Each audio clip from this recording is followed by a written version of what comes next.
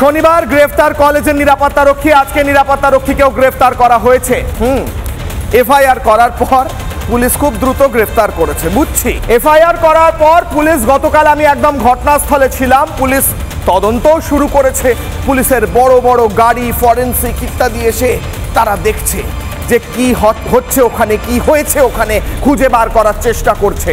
কিন্তু ভারতের সংবিধানে তো রয়েছে পুলিশের দায়িত্ব শুধু ক্রাইম হওয়ার পর সেটা তদন্ত করা নয়, তাদের দায়িত্ব ক্রাইম হওয়া আটকানো।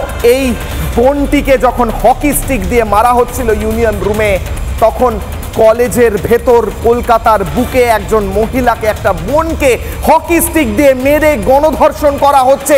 সে বলছে আমার শ্বাসকষ্ট হচ্ছে, তাকে ইনহেলার দিয়ে তাকে তারপর আবার ধর্ষণ করা হচ্ছে।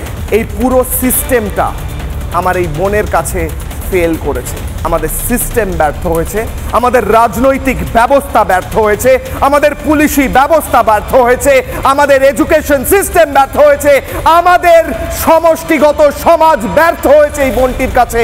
এই বোনটি এবং এরকম যত বোন আছে প্রত্যেকের কাছে আমি ক্ষমা চাইছি যে এই ব্যবহার আপনারা ডিজার্ভ করতেন না। আপনার সঙ্গে যা হয়েছে আমি ক্ষমা চেয়ে বলছি, আমরা প্রতিদিন প্রশ্ন করব।